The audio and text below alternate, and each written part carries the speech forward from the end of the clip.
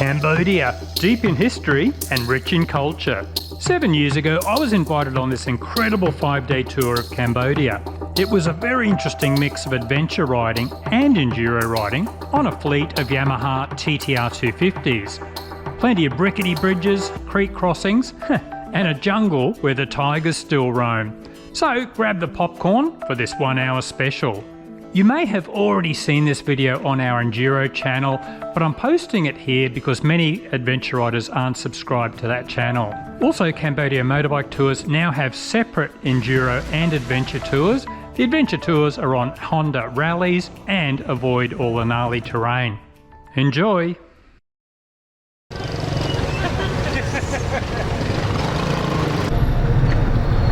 Phnom Penh is the capital of Cambodia. Before we even touch the bikes, we need a crash course in handling Southeast Asian traffic. It looks like a completely chaotic game of dodgem cars, but there's a method to the madness. So we head out in some tuk-tuks to learn the system. Unlike Western driving where we aggressively guard our territory, in Cambodia it's about respect and working together to move a shitload of bizarre-looking vehicles through the streets with a minimum amount of fuss or aggro. So, a quick bit of geography. Cambodia is tucked in nicely between Thailand and Vietnam, and our first leg is from Phnom Penh down south to a posh beachside hotel at Kep. Before we explore this land of 1,000 shades of green, we need to get out from the city. The gridlocked traffic eases as we head out, and we hope the corner marking system keeps our motley crew together through the outer suburbs. Most riders are on the Yamaha TTR 250s, and Emma makes the most of the lounge chair seat. There's even a KTM 300 and a few of us on WR 450Fs.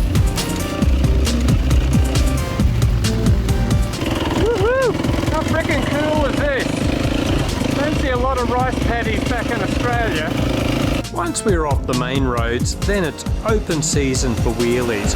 The locals were constantly asking us to do wheelies, and as invited guests, we wanted to do the right thing. Sandy single track? Just what the doctor ordered.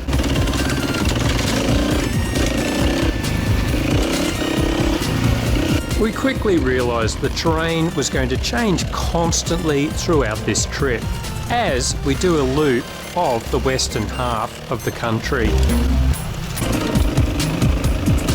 Cambodia is definitely on the warm side, so regular stops in the shade are a good chance to hydrate and chill. Well, until you realise you might be next to an old minefield.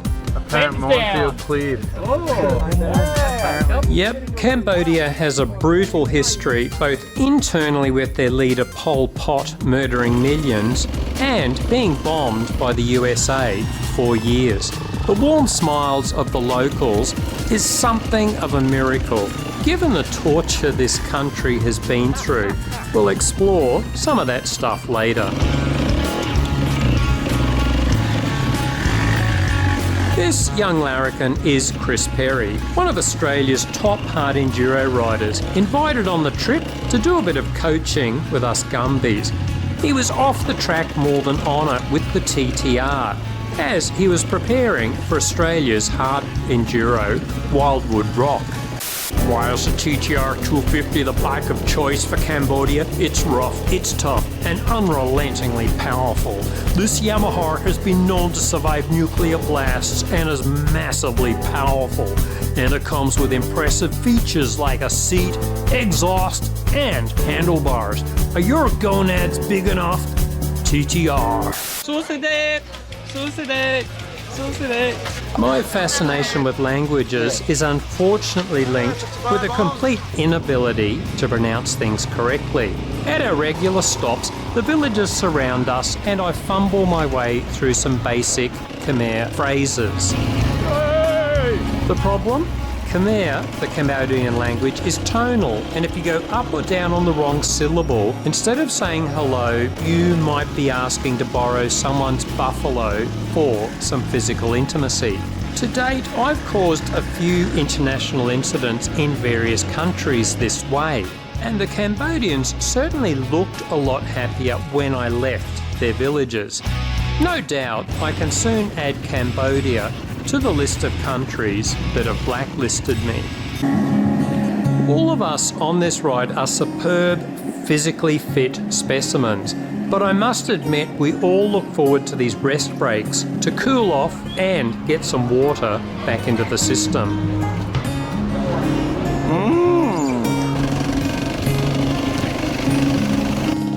Okay, got a flat tyre. The guys said they'll fix it for me, so I get to ride a TTR now.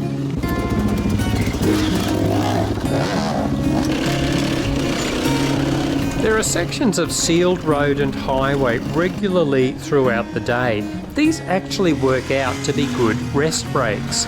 Even with our rock-hard chiselled bodies, the hot weather and dirt sections are taking their toll. And the highway is a good chance to relax and let some air flow through our sweaty gear. Closer to the coast, the terrain changes again. More palm trees appearing and some incredible rock formations. A few of us attempted to try a hill climb, but the temptation of cold beer and a swim in the hotel pool proves irresistible. Interesting to note, Cambodia is not immune to the climate change being experienced around the world. This would normally be the tail end of the wet season, but it's been unseasonably dry, so there's a lot of dust. Not much of the mud and loamy tracks we were expecting. Mind you, there are plenty of creek crossings and browned bikes coming up, but these first few days are drier and dustier than normal. Later in the trip, a few of us were talking about the accommodation. We were kind of expecting to be sleeping in hammocks under a straw roof, and then we pull into hotels like this that can't be far short of 4 stars. Was there a bit of dust today? A little bit, yeah. These, yeah, A little bit. but it seems universal. Dust. Dirty, filthy enduro riders. Clean teeth, punk, yeah. Clean teeth. Clean teeth. Keep the mouth closed. Yeah, another dirty man. Dirty. Bit of a dirt mo. Been growing it for a while. Yeah, mate, all day. Over there, you've been brown-nosing someone, mate. Well, I've got to get to the top somehow.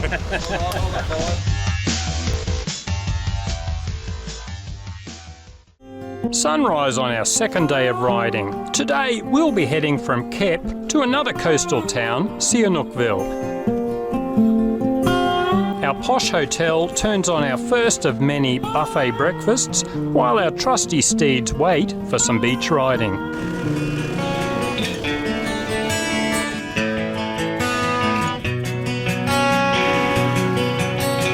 An unusual aspect of Cambodia is there is so much awesome single trail, but of course they are just tracks for pedestrians, cyclists, or the occasional scooter. And often we are actually riding through people's backyards. Do this in the West and property owners would be shooting at you, but in Cambodia they love it. Of course, the trick is to not ride like an idiot, respect the locals, and make sure you wave hello, especially to the kids.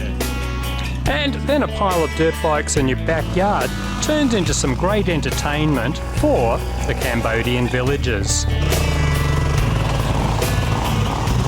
So Chris Perry, I can see you're overwhelmed with the power of the TTR. It's a little bit too much. Maybe we can tame it down a bit for the sand, I think.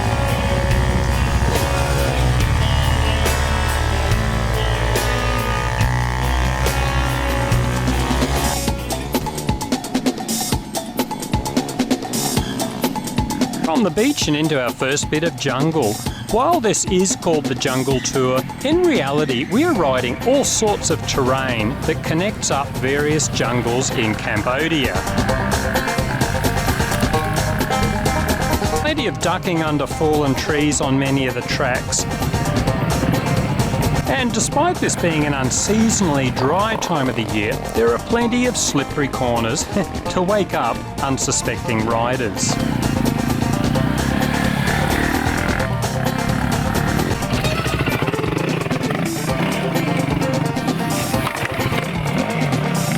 Most Australians are the descendants of convicts, and of course we act accordingly.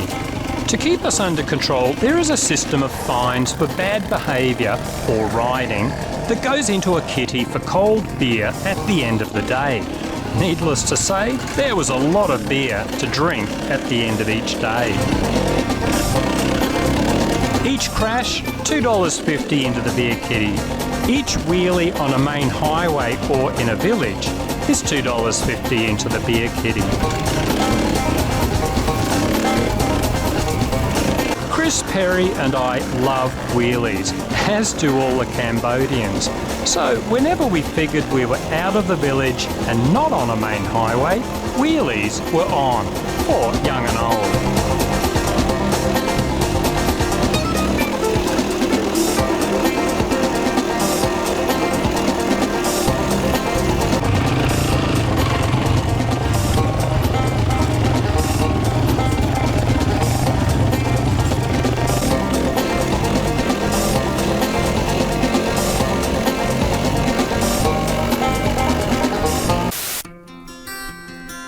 Now it's time for a love story.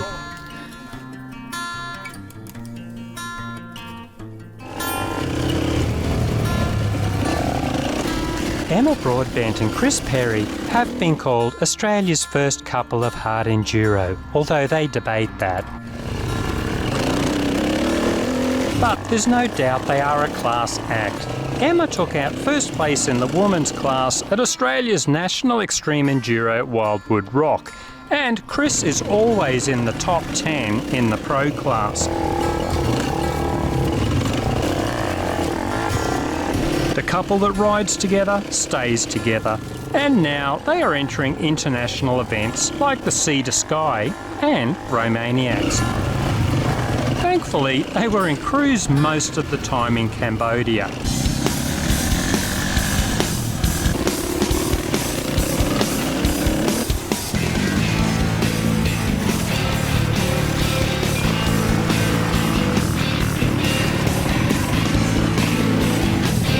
It might be unseasonably dry for what is meant to be the end of the wet season, but there's still plenty of water and mud around. We've got Cambodian peak hour.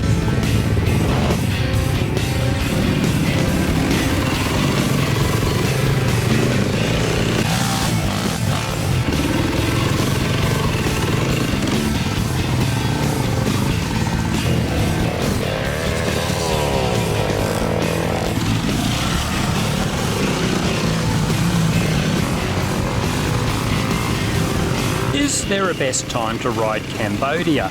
It probably comes down to personal preference.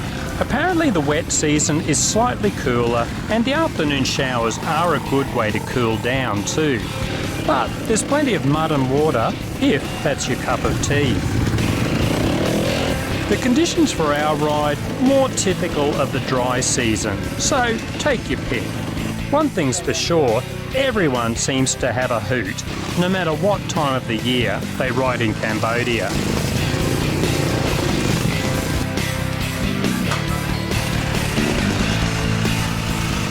The Cambodian motorbike tour guys said, a common question is how well do you need to ride to do one of these trips?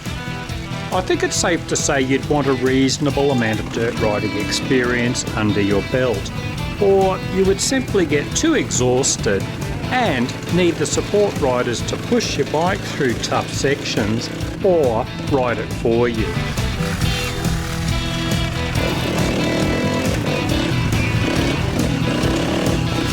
But you don't need to be a top rider. And if you want more challenge, there are plenty of tough lines out there on the tracks. Chris and Emma were regularly taking very nasty looking detours, and I'd join them occasionally. But if you know the basics of riding in mud, hopping logs, and dealing with everyday obstacles, I reckon you'd be fine on one of these trips. They got all these really prickly vines. One of the guys crashed into them.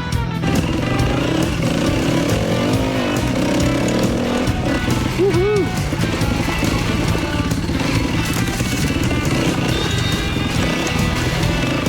Chris stops to mess around on this rock, and I'm glad he's on a TTR 250. He would probably do something insane on his normal KTM.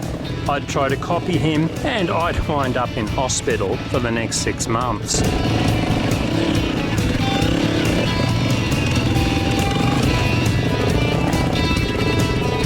Man, these plants are nasty. Now I've got one on this side. Everyone has different techniques for the mud bogs. Some charge through and spear off into the trees or wind up with the bike on top of them. Others, like me, take the slow, cautious approach. No, I like it nice and slow. And Chris tends to charge through, but always in control. And how do you feel being shown up by your girlfriend through that mud puddle?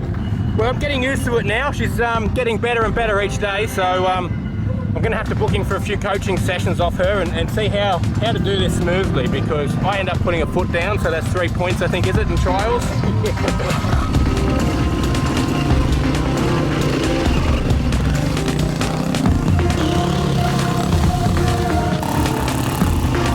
Go, Chris.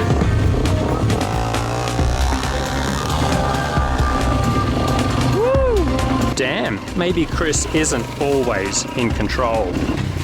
So what do you call that technique, man? That's the old side stand hanger. Aha. Side stand straight into my foot. Yeah.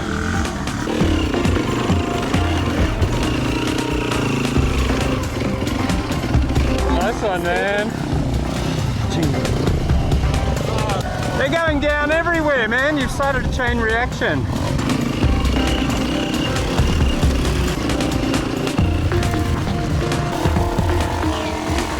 I think one of the Cambodian staff riders is issuing a wheelie challenge. Unlike the DR650, I always had trouble with my old WR450 wheelies. I couldn't hold a wheelie on flat ground at a steady speed. So these straight roads are a great chance to finally get it right on the big Yamaha.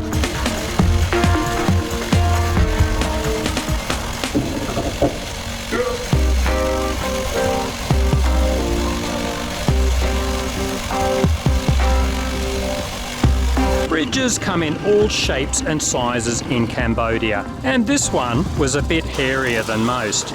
Not as narrow as some, but if you did fall off, there was every chance of being trapped underwater, pinned by your bike, hoping someone liked you enough to jump in and rescue you. The best strategy? Don't look down, look ahead, and ignore that water.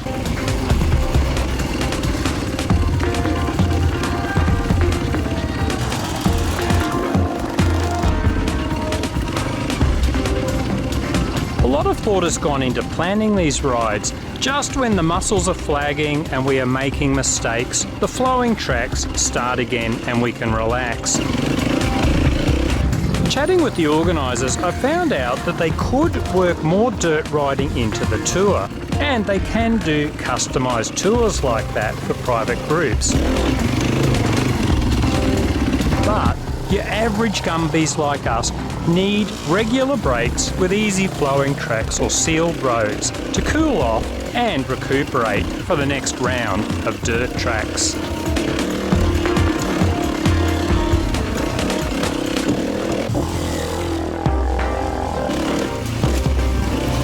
Man, this last bit is fun. After my super light 2-stroke back home, I'm finally coming to grips with the big Yamaha and having a ball trying to stay on Chris Perry's tail, even though he's just cruising along.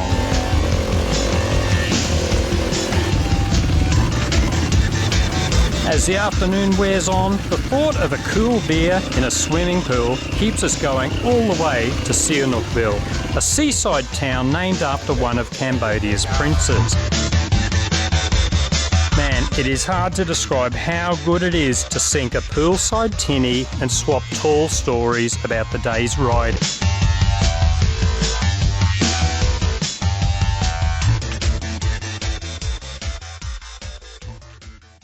Day 3, and it's time to start heading north along the west coast to Koh Kong, another seaside town. And it's probably time to show you the bunch of miscreants, reprobates and descendants of convicts on this trip. Good looking? Except for Emma. No way. That's really good. But a sense of adventure? They have it in spades. Thankfully, our bikes come equipped with the latest in high-tech safety equipment. We've got serious horns here in Cambodia. Along with prayers to the gods of dirt riding. Helmets as offerings every morning. Today, we are quickly into the dirt tracks, and Chris Perry is excited as someone has lent him a KTM 350 for the next few days. Chris was already carving up the tracks nicely once he got hang of the Yamaha TTR 250. So, big things are expected now that he's abandoned his rice burner and is back on some Euro trash.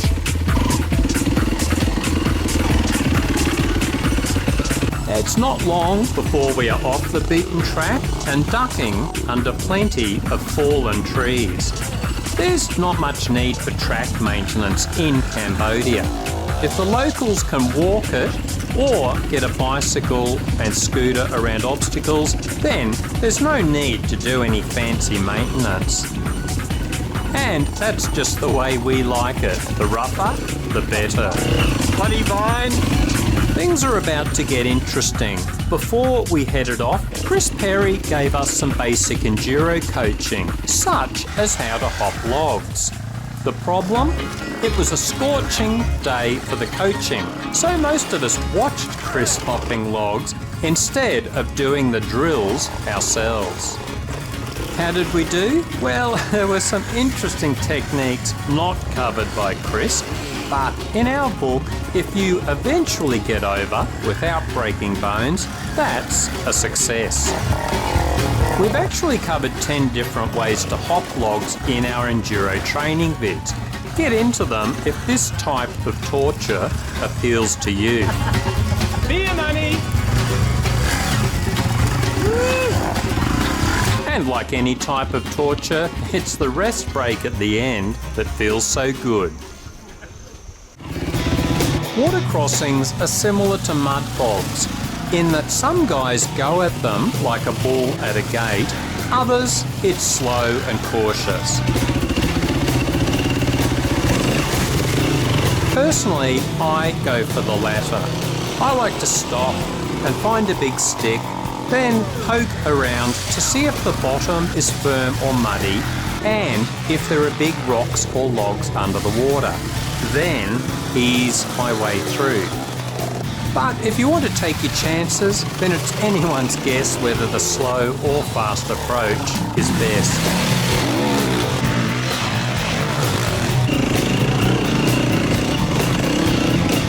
A few bikes get dropped here. There's slippery mud under that dry leaf litter that catches the unwary. Very boggy. So body position back. It's like soft sand and, well, riding in mud. Body weight well to the rear. Get as much traction on the rear wheel as you can. And of course, little weight on the front so she doesn't bog in. A good sense of balance makes a world of difference in mud. Chris and Emma both keep up a good pace through the mud with minimal wheel spin and completely in control when the wheels do slide around in the mud. I'm having trouble keeping up with them and eventually get roosted with mud when Chris hits some deeper patches. Oh no! Thanks, Chris.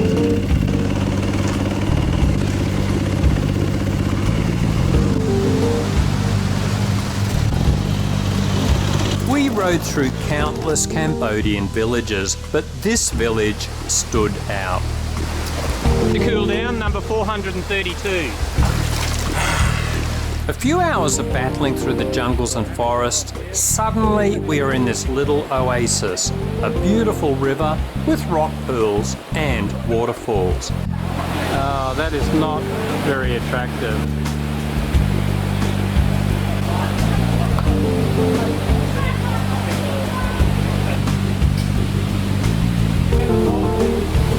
If only every hot, sweaty dirt ride had one of these rest stops built in.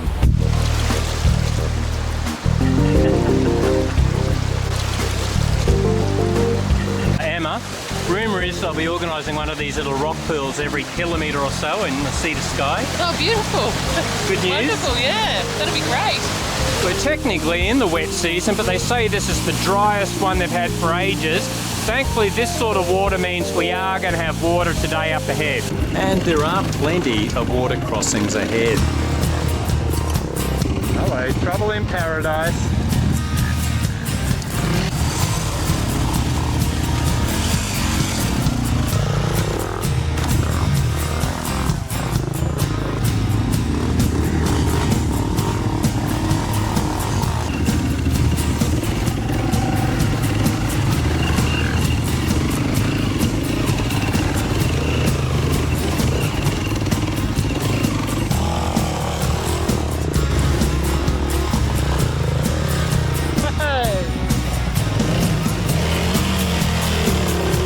Bikes get dropped in the water, but thankfully they usually stall and don't suck water into the engine, thanks in part to the high air intake on the TTR 250 air filter box. Oh, he didn't drown it. That's amazing.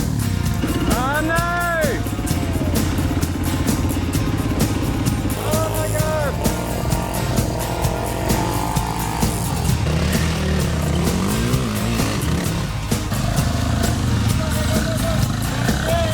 TTR.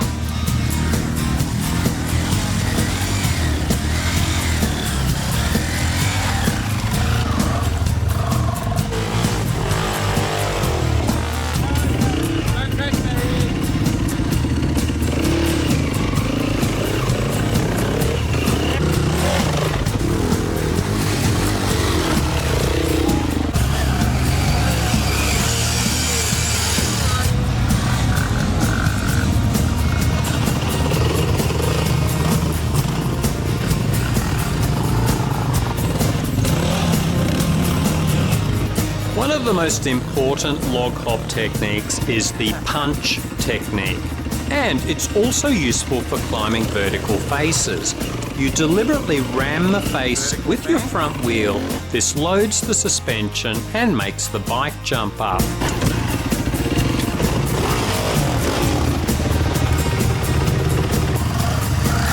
Which Chris Perry demonstrates effortlessly on the steepest section. Yeah, that's it.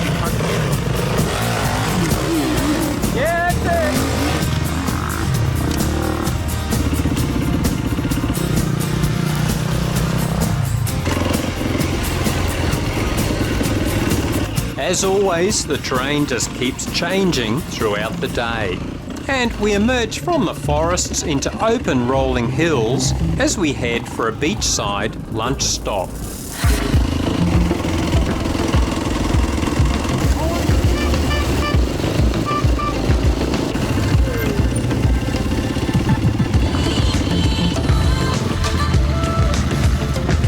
During breaks like this, we were impressed with how hard the Cambodian support crew worked. Okay, world's best support team for Cambodian ride tours, possibly internationally. They were constantly fixing things that we broke or bent, and at the end of the day, we'd spend hours on basic maintenance. So all we had to do was ride.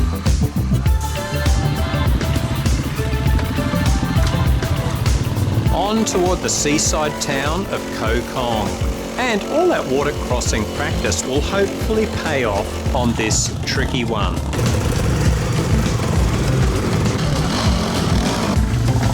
there are a few different lines. All of them seem equally difficult.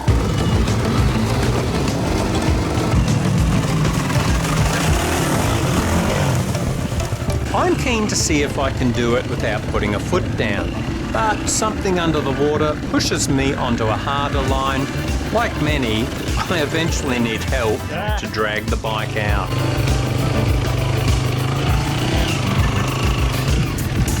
Two bikes down at once.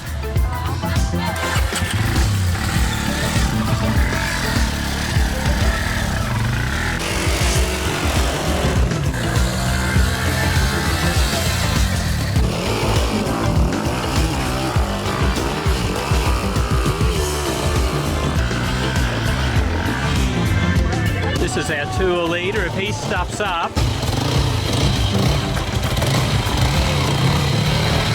going nice and gentle. Oh, look at the style. That style.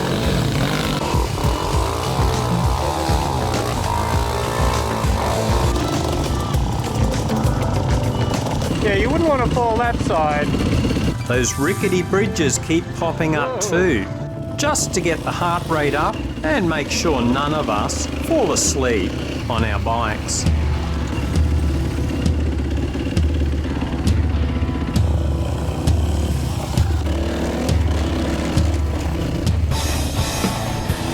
It's interesting to see what the wet season's like. We've only got tiny bits of mud at the moment. I mean, a real wet season. This is the wet season. This is a dry one. A common comment from the guys was the bikes were generally better than expected. The Yamahas are a good choice, and having a good sized support team means that any problems were fixed quickly and the bikes were in pretty good nick considering the abuse they copped. The tour operators also pay these locals well above the normal pay rates, which is nice to know. Come on, Bull. You can do it. On top of that, we always had a qualified paramedic riding with us, which was handy at several points during the trip, especially when a rider argued with a cow about the local traffic rules. As it's riding in Cambodia, one of the guys has just hit a calf and gone for a slide on the road. The handy thing though is having a fully trained paramedic.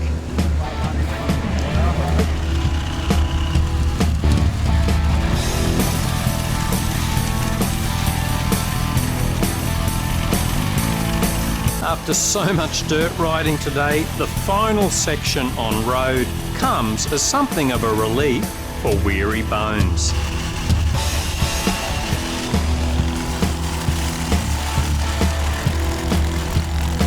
A few of the guys still have plenty of energy though, and decide to get some road racing practice in.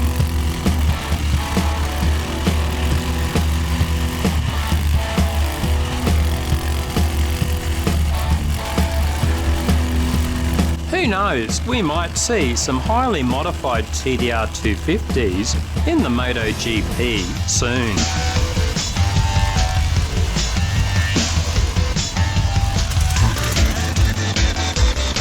Another action-packed day ends in a beautiful hotel that is reminiscent of Cambodia's French colonial past. As the sun sets, the scenery just gets better and better. A tasty Cambodian curry while overlooking the river, a good night's sleep, and then tomorrow we'll be riding through a jungle that actually has tigers in it.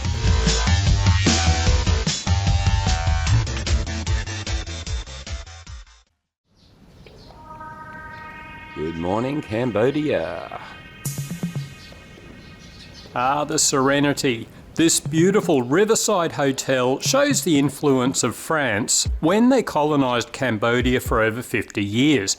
You have to wonder what the Frenchies made of this green, wet, tropical land. Today we are heading inland to Camus, where we'll be staying in more traditionally styled Cambodian accommodation. And what better way to kick off a new day than by conserving our front tyre rubber.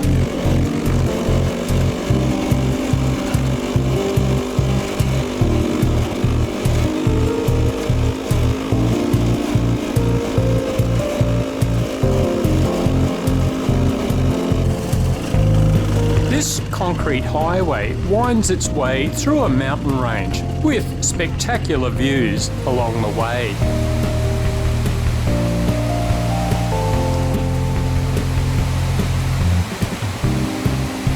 Has the trip been acceptable so far? Exceptional.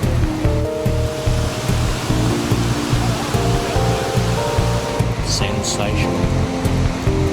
Chris Perry gets a little lost and tries to take the old bridge across the river. Then he gets even more confused and can't find the way back.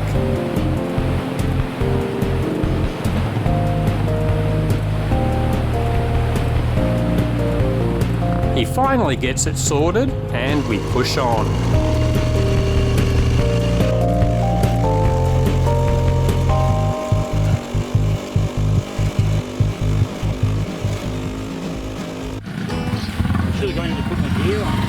Actually, Chris Perry has frequent navigational issues and often couldn't work out how to even cross a shallow river.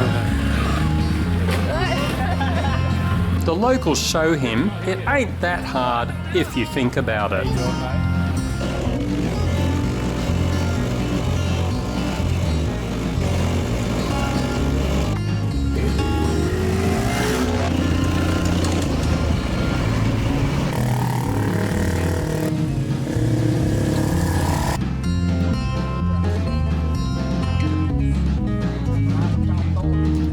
Yeah, I don't know whether this meets building height restrictions. It's something of a limbo dance for some of us.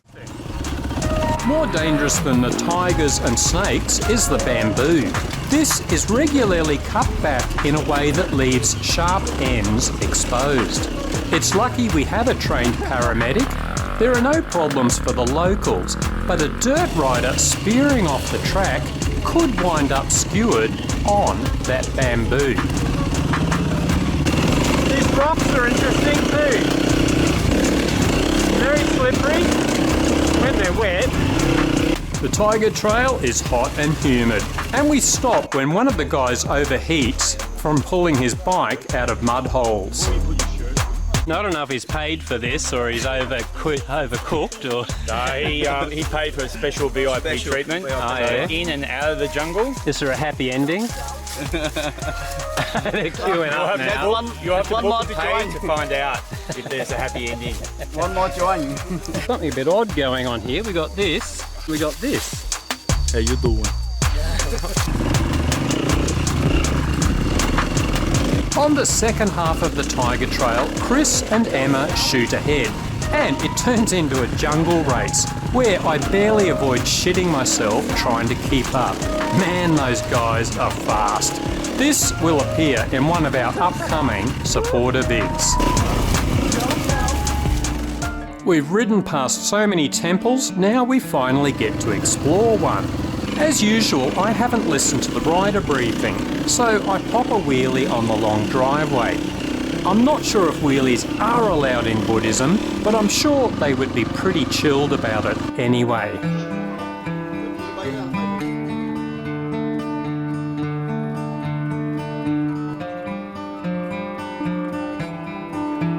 The fourth largest religion in the world, Buddhism is also one of the most peaceful and has rarely been used to inspire violence and hatred, unlike all the other major religions.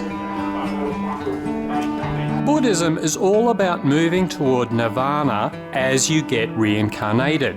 You might, say, start as a monkey, then a lowly KTM rider, then work your way through the Japanese models, and eventually maybe a beta, then nirvana. Buddhism also has something to do with the sound of one hand clapping or a one-stroke engine firing.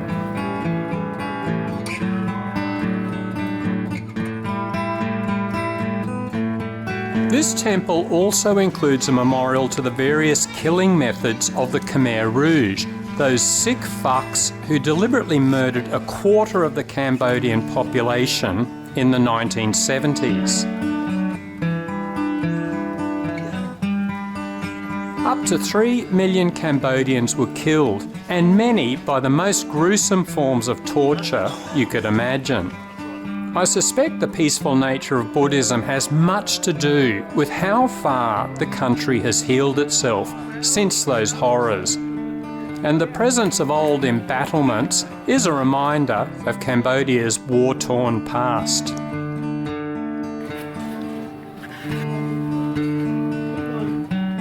I could see the massive respect our tour leaders have for the local people, as wherever we went, they would be striking up conversations with the locals.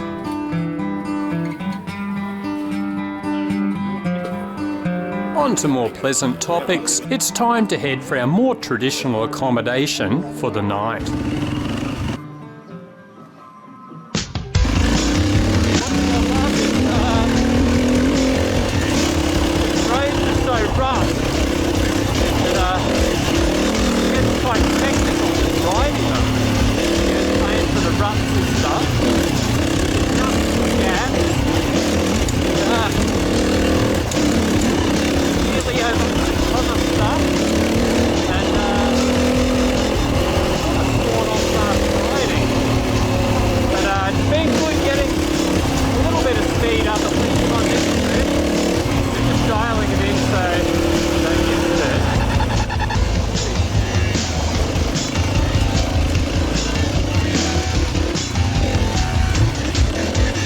Everything's been 3 to 4-star hotels. This is our first homestay, a bit more basic, but going to be perfect, I think, for filthy dirt riders. Special rehydration beers are cracked open as our weary troops arrive.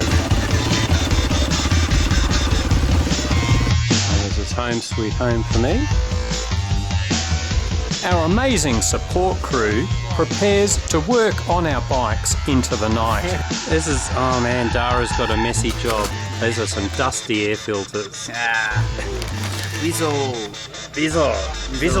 means everything. Yes. And I retire to my swing with a rehydratory beer.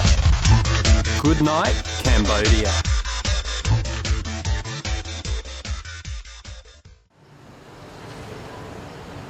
Sunrise in Battambang for our final day's riding. And our trusty steeds are calling to us.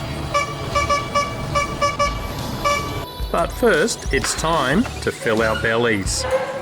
Buffet breakfast? Breakfast of champions. Nice and cool in the hotel, Gary. but the heat awaits for our pack of dirt riding reprobates.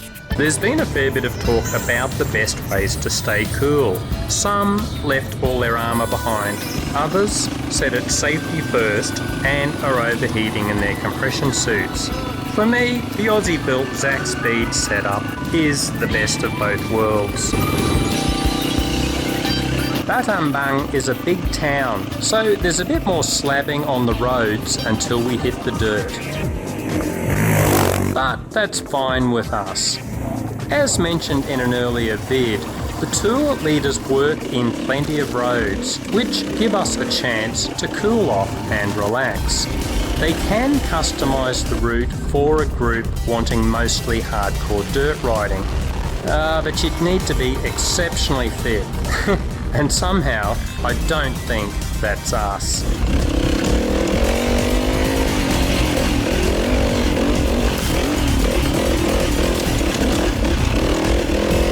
So it's the final stretch today as we head for Siem Reap, home of the world famous Angkor Wat temples.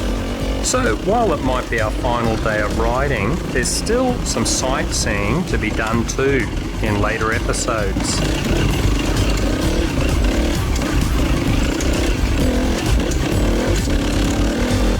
Plenty of unpredictable water crossings as always, and a few TTR 250s go under yet again.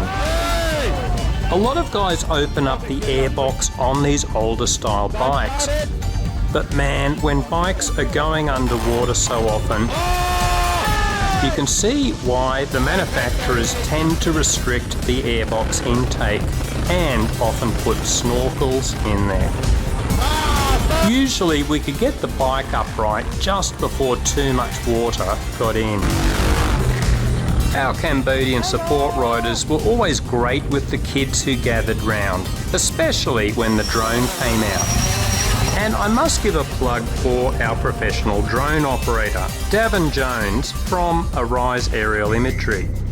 I asked him if I could use his footage and he said of course, no charge, no obligation. Cheers mate.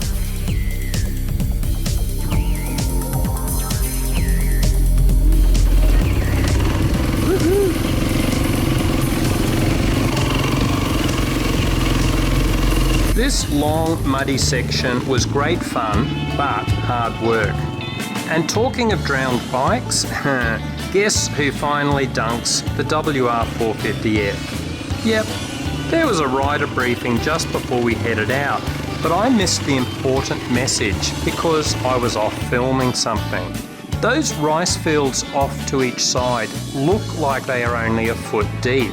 Nah, if we ride into there, only the handlebars would be showing.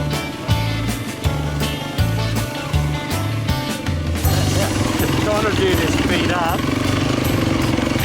Good practice.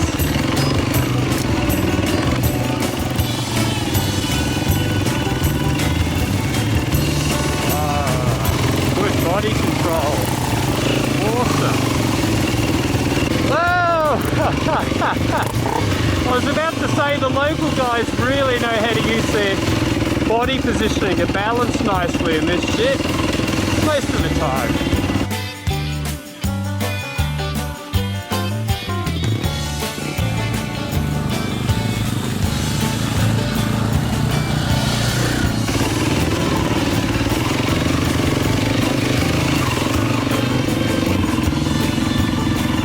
You will have more body control standing, but if you're not confident, you are much better off sitting and paddling with your feet, the way this guy is up front, whoever it is. If you go feet up, it can go badly.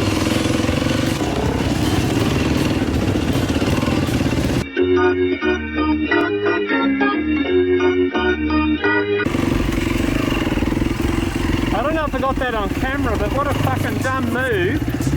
I bloody turned around to film Chris, and I think the bike stalled, I lost my balance, and the bike temporarily went under, but I don't think we've drowned it. She started again. Fucking dumb. So dumb. Ah! Hey, I'm kind of glad I didn't film my fuck up.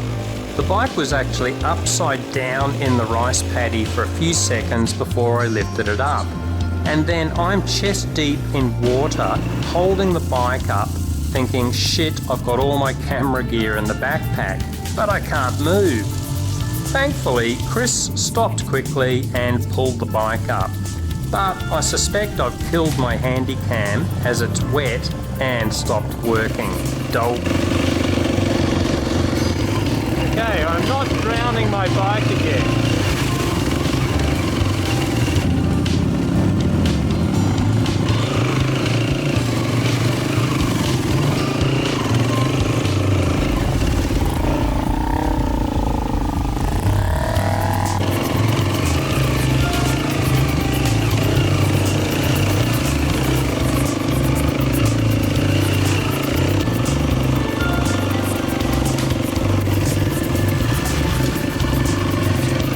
As usual, we have regular stops in the shade to cool off and relax. A few viewers have asked if we got sick, but far as I know, everyone was fine. Every lunch was done on the track by our support team to keep everyone healthy. And the tour guys only choose hotels with good kitchens, so the big free breakfasts were always excellent. We were responsible for our own evening meals though, and the guys usually gave us recommendations for the best places to eat in each town. And amazing value. Often you could get a meal for less than $3 Aussie or really lash out and spend $6 and eat like a king. Oh, roads.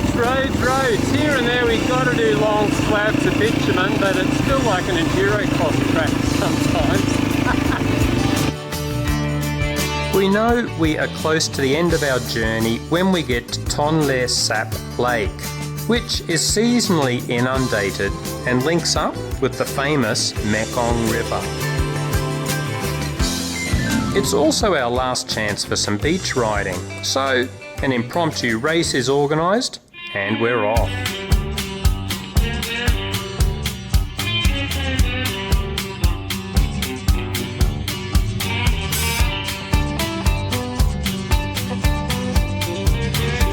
So while this isn't our last episode, it is our last riding day.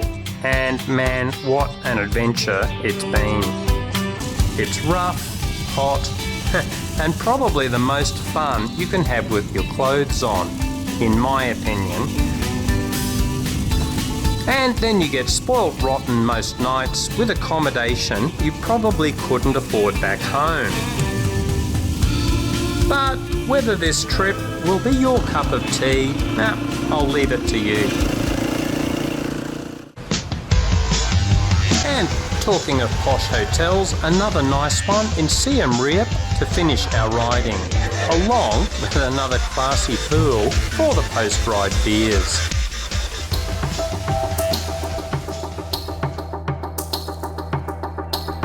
Well, that's the end of the riding. I hope you all enjoyed watching it as much as we enjoyed the riding. The next day we visited the famous Angkor Wat, which was a great way to end an already amazing experience. Interested in riding Cambodia? These guys also offer adventure tours now on their Honda Rally fleet, if you want to take it easy. Me? I can't wait to see Cambodia that way as well.